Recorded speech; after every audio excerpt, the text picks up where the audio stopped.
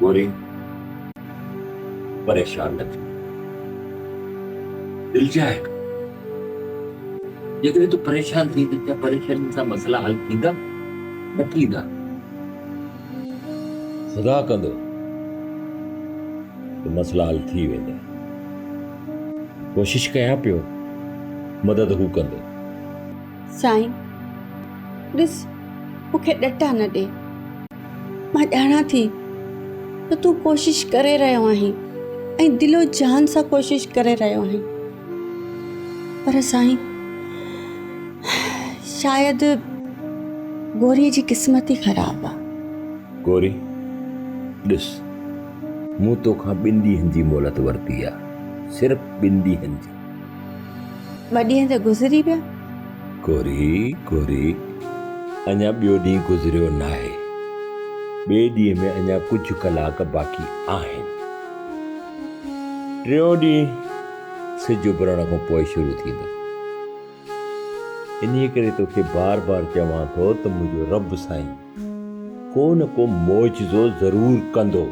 मुंहिंजी दिलि थी चए। हाय अल्लाह,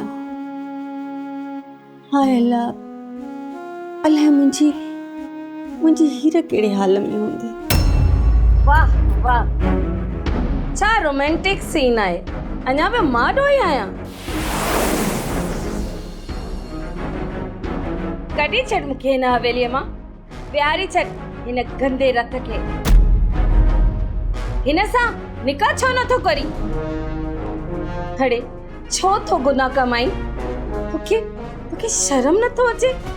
हिक गैर औरत सां हिक बिस्तरे ते वेठो आई। साइमा, तुझी ज़बान बेकाबू थी चुकी आहे। अदब अखलाक में निकिरी वई आई। तूं पंहिंजी हैसियत विञाए वेठी आई। तोखे ख़बर न आहे, मां तुंहिंजो मुड़ुसु आहियां। मां पीराणी गादी जो अति नशीन पीर अमजद शाह थो ॻाल्हायां तोसां। तूं हुन सां थी ॻाल्हाई बेशरम पंहिंजे मुड़ुस सां। मुझी ज़ाल थी करे अड़ा लफ्ज़ थी इस्तेमाल करे, दाढ़ी थी वजाए, ठठोल थी करे मुझे मथा। ये जेकर मुझे भर में वडी खात्मा मुझी पुरानी खात्मा है। छा थी पियो? इहो त तू विसारे वेठो आई त तू हिक गादी नशी पीर आहीं। किथे तुंहिंजो रुतबो ऐं किथे हिन बानी जो गंदो रत। छो तो गंद में हथ खराब करी? जीअं तूं ॾिसी रही आहीं न, नाहे। बेशरम औरत इल्जाम लगाईंदे तोखे शर्म नथो अचे? हिक ॻाल्हि कन खोले ॿुधी छॾ, मता तोखे मथे में हवा ऐं बूसो हुजे।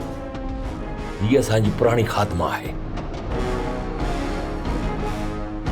हाणे मां तोखे ॿुधाईंदसि त बानी सां इश्क कीअं कबो आहे।